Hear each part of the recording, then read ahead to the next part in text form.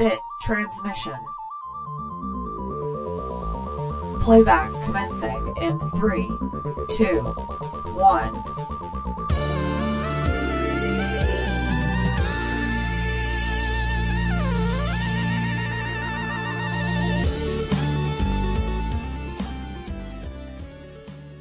Welcome to BitTransmission, a new Destructoid podcast discussing the past, present, and future of video games, starring Colette Bennett, Jonathan Holmes, and myself, Conrad Zimmerman. This week, our premiere episode. Colette is having some Big Daddy issues. Big Daddies in the first BioShock, they weren't human in my head. They were like creatures. We'll also be talking about the new Blaster Master game, and in the second half, we look at how gaming's mascots have changed in recent years, and what the industry is doing to keep our loyalty and our money. But to start, Jonathan shares a new WiiWare game with us. So it's basically a one-button game. It's a platformer about a Japanese businessman who's just running as fast as he can, and they never even tell you why. Oh! Wait a minute! Wait a minute! It's on iPhone. How funny. Is it made by... Did Konami make it? Yep, that's right. Okay, that is so funny. It happens to be on WiiWare. A friend of mine handed me his iPhone 4 days ago and said, you have to play this fucking game. And I was like, what? And I went and looked at it, and I was literally blown away by how awesome it was. I'm so happy it's on WiiWare. Great. What is it called? Tomina Center. It's a straight port, except the Wii version has 4-player competitive mode, which I totally got Andy addicted. Oh my God. Yeah.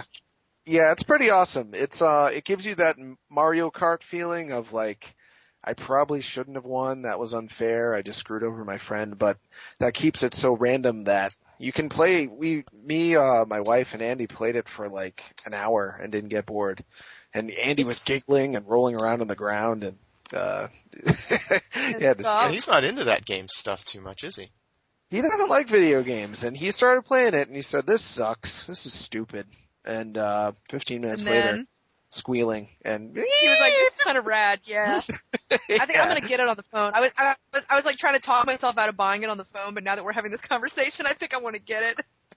How much is it on the phone? Just out of curiosity. It's $1.99 on the.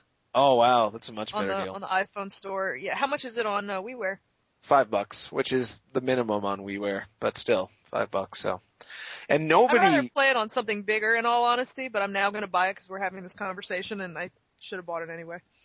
Yeah, I don't think you'll regret it. So yeah, explain the premise of this to me again. Well, there's it's really weird, hard to explain. Yeah, there's a businessman. It's a 2D platformer, and it's actually 2D, and yet it's also motion captured, and the frame rate's actually pretty good. So the animation is solid, but the characters are all very flat looking. I'm sorry, I was explaining. Where was I? Yeah, so it's a one-button platform, and your button, depending on how close you are to your obstacle when you press the jump button or the action button or whatever, you'll have a different reaction. So in a way, it's like a rhythm game in that you have to basically press a button when your character gets within a certain distance of an obstacle, which is pretty much what Guitar Hero is too. Except the obstacles are the colored notes that are flying at you, and you have to press the button when they get close. So it feels like a rhythm game, but it also feels like a platformer.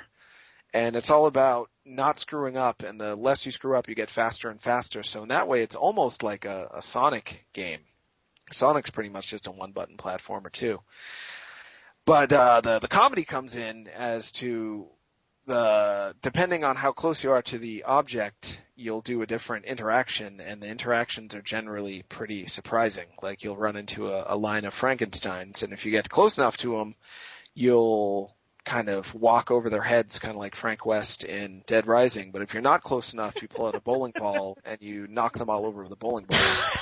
And if you hit them, then if you lose, something funny happens too. So no matter what happens, you win. Something funny is always happening. It's constant. And there's also running commentary that flashes across the bottom of the screen in text, like just fast enough that you can't quite read it. But if you're playing with somebody else and they're watching you play, they can read it to you and get a laugh out of it too. So it's there's only 12 levels, but I haven't gotten bored of it yet, and there's online leaderboards and whatnot, so. I have to have a look at the iPhone version and see. It sounds like, I mean, obviously the ability to play with your friends would make this game even more fun. I mean, without a doubt, like when my friend showed it to me on the phone the other day, he was just like, play this game, you're not going to believe it. And I'm like, what is this? But you know what it really reminded me of? It reminded me of the first time I played some of those little rhythm games that were in the original Rhythm Tengoku. Oh, yeah. It's weird, like it reminded me of you remember the rhythm game in Rhythm Tengoku where like the samurai like is at the end of the thing and he's like chopping things when they come down to the rhythm of the beat? That's kind of what it reminded me of.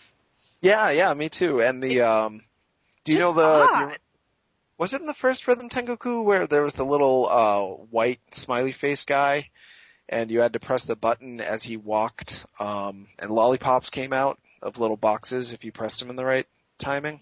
It felt like that, like death could happen, whereas in most Rhythm Tengoku games you don't die, but so you felt like you were playing a game and not just playing a song, but at the same time there was a definitive need to kind of stay on beat and have twitch reflexes like that. It's actually, I don't want to call it deep, but... Oh, it's not deep, but it's hilarious. Yeah. I mean, like you're like leapfrogging over women that are wearing like backpacks and I'm playing it right now so I can remember. And you're just like jumping over manholes. You jump over a pink pile of shit. A guy comes and tries to kick you in the face. You fall asleep. You stop to pray to a shrine in the middle. If you get close enough to the shrine, you do a Dalsum kind of cross-legged pose and levitate past the. Really? Yeah, so it is kind of deep to me in that the gameplay is simple, but I've played it for hours now and I'm still seeing interactions I didn't know about before. Yeah, it's a little cool. That sounds like a lot of fun. I can't wait to play it. Yeah, it's just strange, and I think that one thing that the three of us all have in common is that we really love when games are strange and unique and do something genuinely different. And while the general, wow, I just did a dance with a schoolgirl. Wow, that happened. But it doesn't, it's not like the mechanics are different, but it's just strange enough and it's odd enough to definitely just get your attention.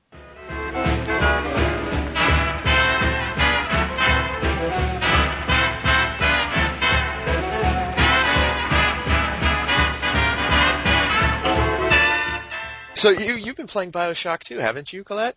I have. I went and picked it up the day it came out, and I've been a little busy with work, and I haven't really been able to. I bought it, but I didn't sit down with it that night, and I thought, well, I want to give it some really undivided attention, so I'm going to wait it out here until I have some good time, which was a couple days. And last night I got home, and I was like, okay, undivided attention, I'm ready, BioShock, let's go. And here, my initial impressions were that it's nice to go back to Rapture, but there's something about meeting it for the first time in the original BioShock versus meeting it again in this one that I feel is lacking. I don't know exactly how to describe that in a better, clearer way to give it more detail, but there's something that I liked going to Rapture the first time better. There's something I don't like about being a Big Daddy. I don't know what that is either. I'm not sure. Huh. I'm going to try to figure it out, but I think for me, Big Daddies in the first BioShock, they weren't human in my head. They were like creatures. Mm-hmm. Playing one means to me that I don't relate to myself as a human being too well. Now I know, it's a suit. I get that, but this is just the impressions that I initially had that I couldn't, just the feelings I had before I had any of that other information. You know what I mean? Mm-hmm. Yeah, so, it makes sense. Yeah. I mean, in the first game, you were a person entering an extraordinary world, so that kind of juxtaposition I always thought was interesting. Yeah. Now you're an extraordinary thing in an extraordinary world that's almost become ordinary to you because you're so used to it. So it sounds like a lot of the impact might have gotten lost in that transition. Well, for me, but this is just initial feelings, and I haven't played too much of the game, less than an hour. Well, I'll tell you this much. The approach that they take to introducing the character to Rapture is dramatically different between the two games, too. And I think that a lot of that wonderment and excitement at exploring Rapture comes out of the very first 5 minutes of playing Bioshock 1 for the very first time. Yes. The plane crashes, you find this lighthouse, and there's no pressure. There's no immediate threat. You're just sort of free to take it all in. Bioshock 2 doesn't have that. You sort of get up and now you're right sort of into the thick of things. It's a different perspective, and I think it's contingent on people having played the first one. So I don't think people will be confused or anything by any stretch of the imagination, but the experience for someone who just picks up Bioshock 2, having never played the first one, is going to be so dramatically different from anyone else playing the game. Yes, you nailed it. That's exactly how I feel. And I'm not going to judge the game on that just yet, but I miss that feeling that I had the first time. I don't think you're ever going to get a sense of wonderment out of it. Yeah. The Big Daddy, there are little things that I really, really love. I like that when I take a step down, no matter how small the step, if I'm on something that is not a stairway, I make a thud sound. This deep, resonating thud. Mm-hmm. And it's not the sort of thing that you find in a lot of these first-person shooters where I just didn't see the thing that was on the ground next to me and I kicked something. No, I'm a big motherfucker. Yep. And so that's really cool to me. And another thing that I love is standing under trickling water. Not a stream of water, not like a little waterfall, but just like anywhere where it's dripping and hearing it hit the helmet. And the sort of echo sound that creates. I don't know, I think the sound direction might just be sound direction's good. What's doing it for me. But those little things are really fun to me. I feel a stronger attachment to the Little Sisters than I did before. Really? And it's so silly, but it's because they call me Daddy. No, it's not. It's not silly at all.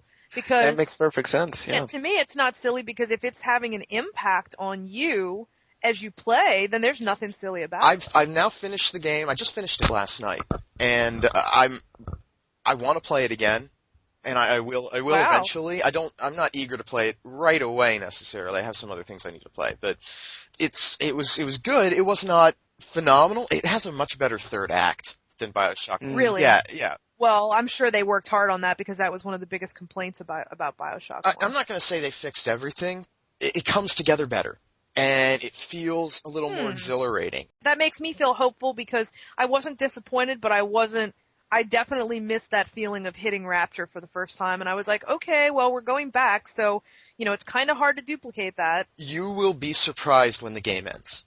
It's not story related. That's not the twist that got me. It was a design thing, that really kind of surprised me a lot. And I have to give them credit. They did something with the ending that should be unexpected to gamers. Is wholly satisfying to me after having played a lot of games where they sort of hack out on the ending. It doesn't mean that the ending's brilliant from a story perspective, but it ends interestingly. You guys got me wanting to play BioShock 2. It seems more interesting than the first one. It seems like they addressed a lot of the things that would get someone like me who was kind of put off by the first one more interested in terms of like enemy variety. I was just kind of dull to me. I know that probably sounds strange, but it bordered on being totally surreal, but lingered in reality a little bit too much to the point where I was kind of like, felt like I knew what to expect. Whereas the sequel, putting you in the position of the Big Daddy makes it sound a lot more just outright bizarre from the start. Well, and the Big Sister seemed really weird too. You're gonna experience a lot of repetition. Oh, really? Yeah, unfortunately. And it's I like they've done some things to really like how, Conrad? Like how would you describe the repetition? Well, like the Little Sisters. Like you see a lot of them. No, there's not any more. I don't think than there were in the last game. You go into an area and there's going to be 2 or 3 that you're going to have to deal with. But when you approach a little sister that's had its daddy killed and you get the choice right then and there, you can either adopt them or harvest them for Adam. If you adopt them, you get 2 opportunities to gather Adam from corpses. And that turns into a whole defense strategy thing. You got like a little horde of enemies that'll come at you, and you can set up all the defenses for the room ahead of time, and then when you drop her down, they come running in. And it's fun for the first few times, and there's been a lot of people complaining about it just getting boring after that.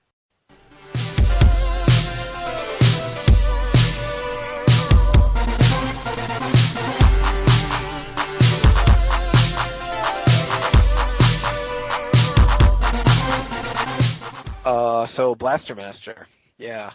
Well, I don't know what you thought, Conrad, but I definitely got a sense of isolation from it, which worked.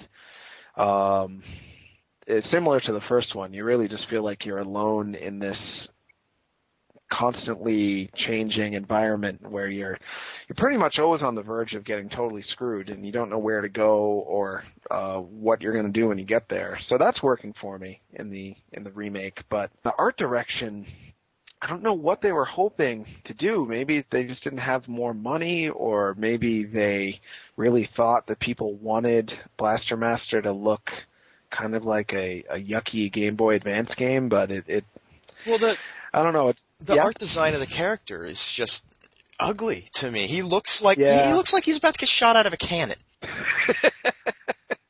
Yeah. Okay, now hold on. Now I haven't seen him, so now I have to Google this and see it because he has this bullet dome helmet thing on. That's just. I think he's got a shield too. Is that what that thing is? There's like a yellow circle on his wrist, and yeah, he looks like a clown. It's a shame because the design of the first, I think his name was Jason, the human character, once you're out of the tank, it was a really iconic, simple, attractive design that they could have copied exactly, and I would have been happy. But I don't know if they're going after an older demographic that wouldn't go for like the big head, little body thing, or what. But the new guy's bland at best and downright ugly at worst, I'd say. Wow. Oh, you're looking at him now? Wow. Yeah, no personality to him, but somehow distinctly uncool at the same time. It's kind of hard to pull off. Yeah.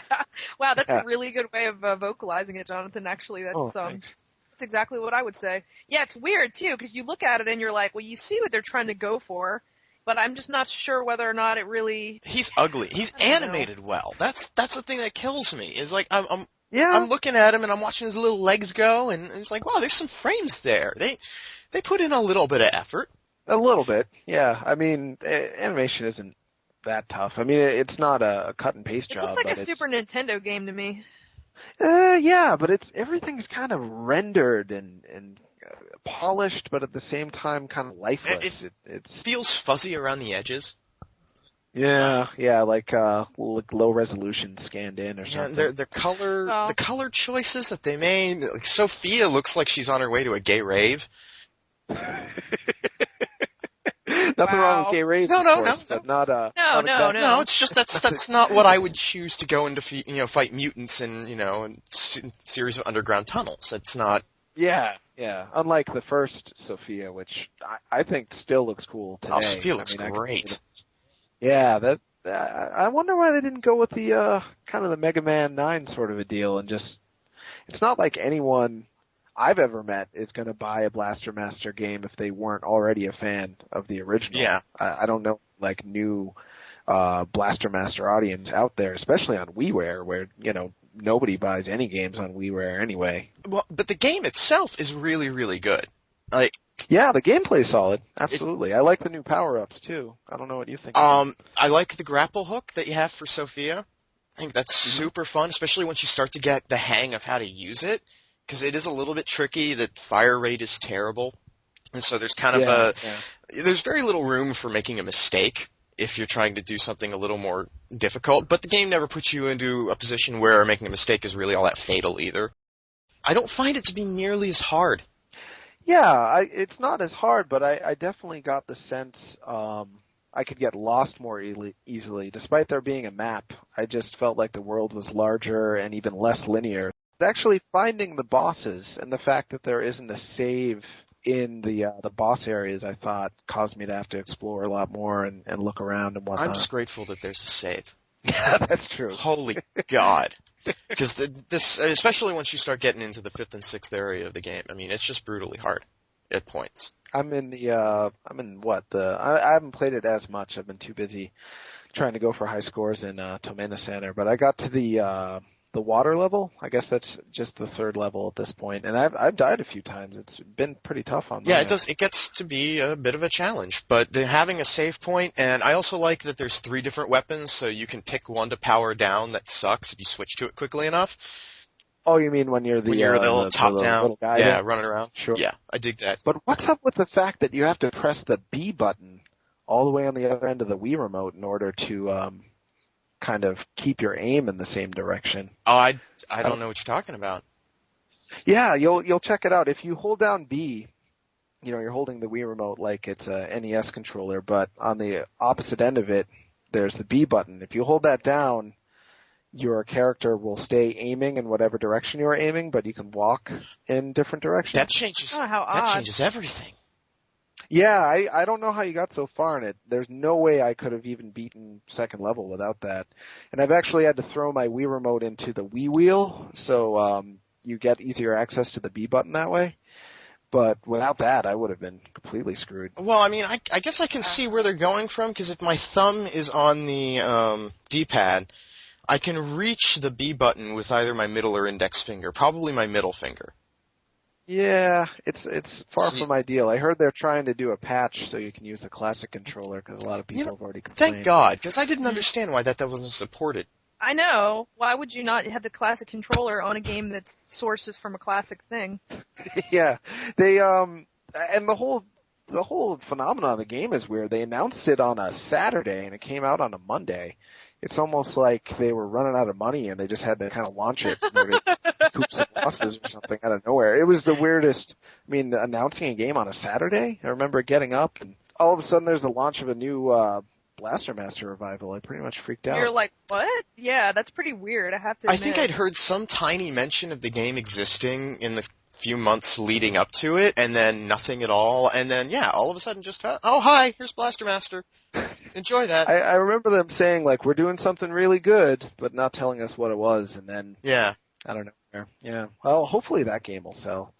You'd got to think that if people do use the Virtual Console at all, Blaster Master would be one of the games they would want to buy. A remake, I mean. I would think.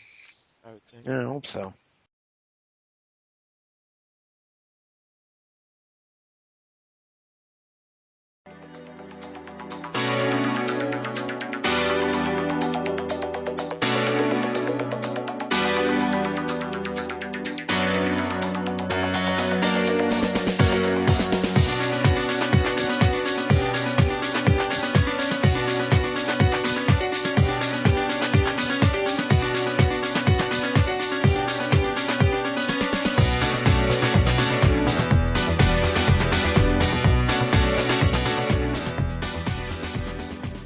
Thanks for tuning into BitTransmission, part 2 of our show. Gaming's simpler mascots have all but disappeared, replaced with high-octane action heroes. Our gang explores why the shift has happened, and what effect this has had on gamers' loyalty to franchises. A mascot, what it's supposed to be, and what the most successful mascots have been simple, iconographic symbols of one or maybe two ideas. They're not complicated. You take on the role and you get into a world through them without thinking about it too much. You know, Sonic, he's fast and he cocks his eyebrow up and looks kind of like a dick. And Mario, he's a working man, but he's fat. You know, that's all you need to know about him and you're in. Whereas the PS3 in general seems all about trying to reject all that stuff. All their old mascots from the PS1 and PS2 era, like Robbit from Jumping Flash and the apes from Ape Escape and Parappa, and all their kind of 1 to 2 dimensional, simple, easy on the eye, easy to identify with characters, they've dumped in favor of a bunch of fairly it's like adult attractive. Gaming. It seems like their agenda is, we don't make video games anymore. We make movies for adults that happen to be interactive with a controller. And that's kind of bummed me out. I'm glad those games exist for the people that want them, but I want Jumping Flash back. I want Parappa the Rapper 3. I want Ape Escape 4. That's what I got into PlayStation 4, is those brands, and they've been pretty much dumped. Well, how is it that Mario manages to survive this long? I mean, because he is really the blockbuster title for Nintendo. Oh yeah, absolutely. Yeah, absolutely. New Super Mario Brothers Wii, despite the fact that critics and a lot of people who aren't critics, like it much less than Mario Galaxy. It's already outsold Mario Galaxy. It's already outsold, I think, every 3D Mario game ever made. People love the simplicity. They love being able to pick up something, have some fun, and not think about it too much, which is what a lot of people hate about video games. A lot of people hate Mario because he symbolizes not being serious about gaming, but I don't know. I like to have fun. I like the character. I like the game. I do remember that some of the games that I loved the most as a kid were games that had that kind of simplistic protagonist or main, or whatever, mascot character, rather, where I didn't think too much. And I do think that games like that are fewer and further between than they ever have been before. I'm encouraged, though. It feels like they're picking up. Like, I feel like things went in a certain direction where it was like, make this more like a movie, make this more like real life, have tons of cutscenes, have tons of dialogue. Right. But people in their 30s and also kids, they're just sucking up New Super Mario Brothers Wii, and they're hopefully going to buy Sonic 4, and they're hopefully going to buy Mega Man 10, and they're going to buy countless other mascot games that are just suddenly popping up. It seems like a de-evolution to a lot of people, but to me, it's a return to what got me into games in the first place, and it's getting me. Yeah, you see it that way too, Colette? Oh yeah, of course. I mean, but I think, like, for me, one thing that I've always had a real craving to see is to see the retro sensibilities brought into, like, the realm of these, like, high-end graphics that we now have at our disposal. Mm-hmm. And I think that's, like, for instance, 3D Dot Heroes was the thing that I saw, and I was like, oh my god. This is what I've been wanting to see, this is what I'm really, really interested in. Mm-hmm. And I do think that this is, for gamers, I don't want to say like us and just, assume that everyone else here agrees with me, but for me, there's definitely a lot of, like, I don't know, there's a lot of feeling like I'm seeing games more beautiful than ever, but at the same time, I don't know how I feel about what I see anymore. I think mm-hmm. what I'm seeing is the whole kind of, like, movies mentality, like, okay, let's make these, like, playable movies, and most of the time, for some reason or another, I'm not connecting to that. It's mm-hmm. not really what I want. So take that for what you will, but, like, it doesn't make any sense. Why wouldn't I want that? But somehow I don't.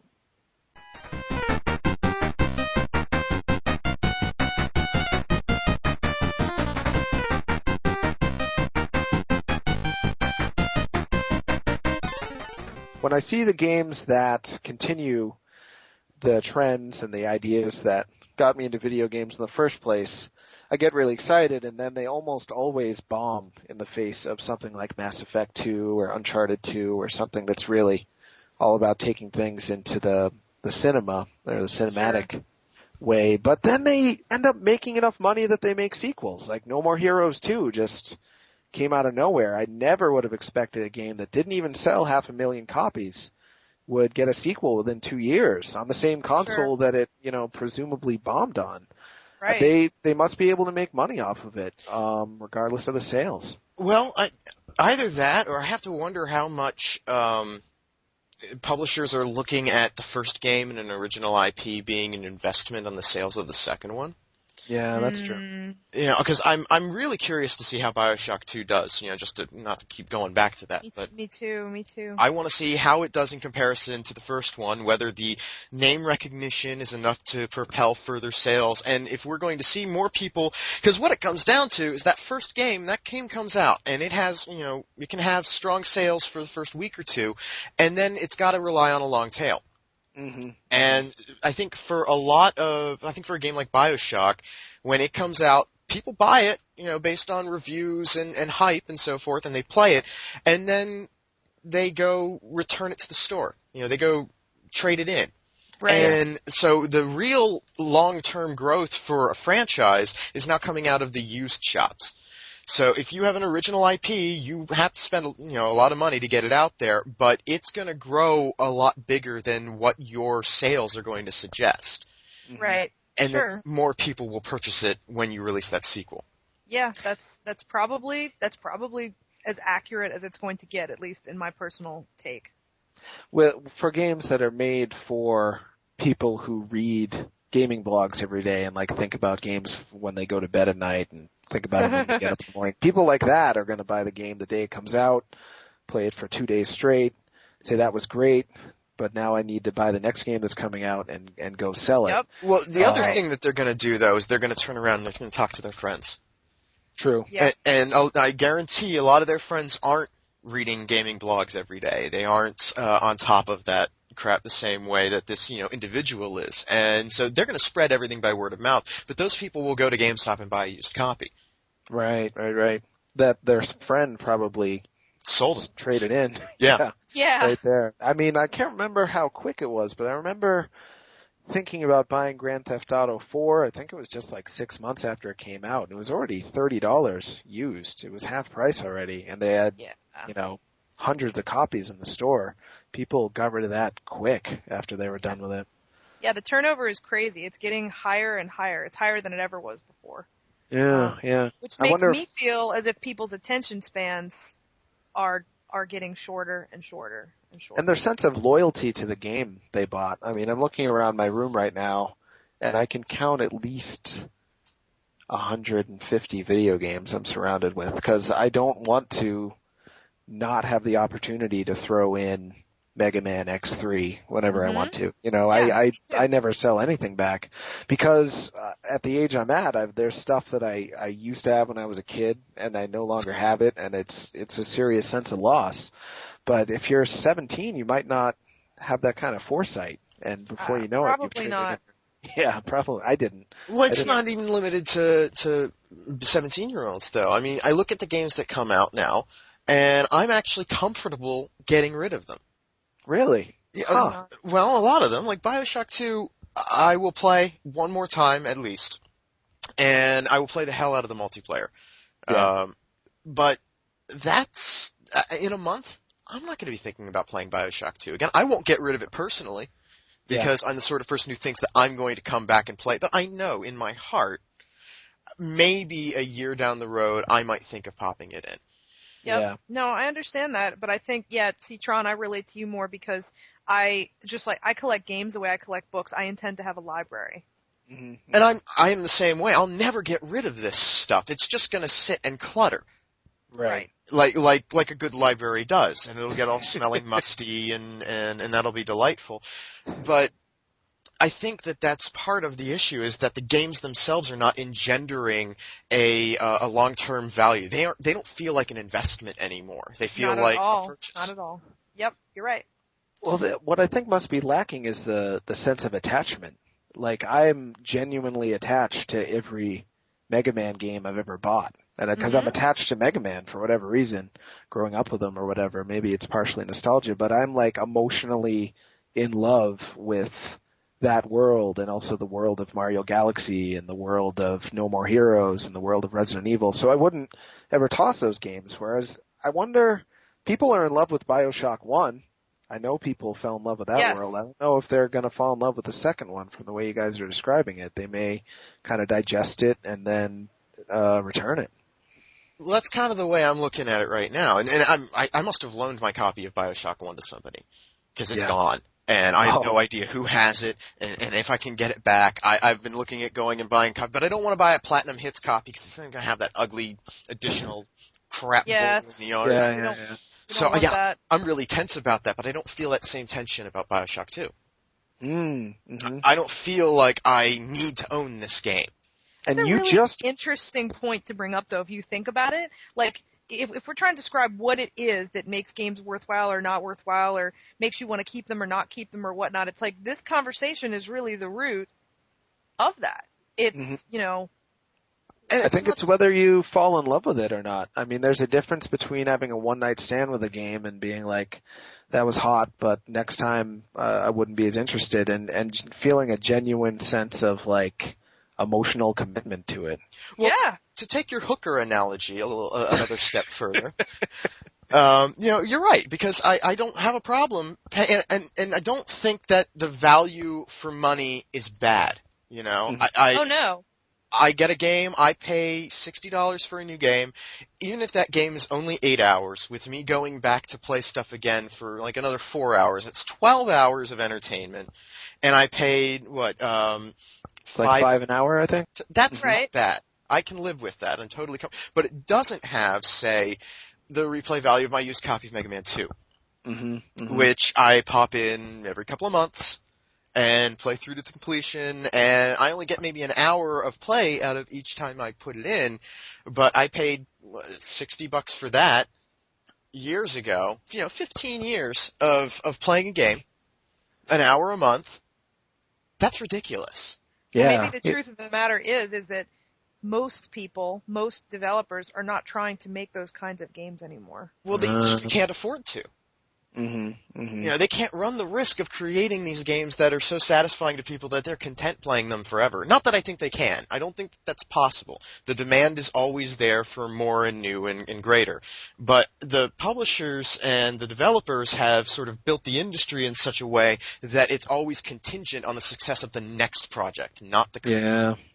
It's a shame, though, because if they built these games to last, they wouldn't have to deal with people buying used copies of their games so often. If they built a game that you wanted to buy and wanted to keep, people wouldn't be returning it at the store. Like, I hate to sound like I'm kissing up to Nintendo, but that's how Nintendo does it. You see how much their games cost used? They're always like $5 less than the new price because people are not trading those games in. People are buying Smash Brothers Brawl and they're keeping it for the duration that their console works. They're doing that with Mario Galaxy, doing that with all the Mario games, that people have this emotional attachment to the character, so they're not getting rid of it.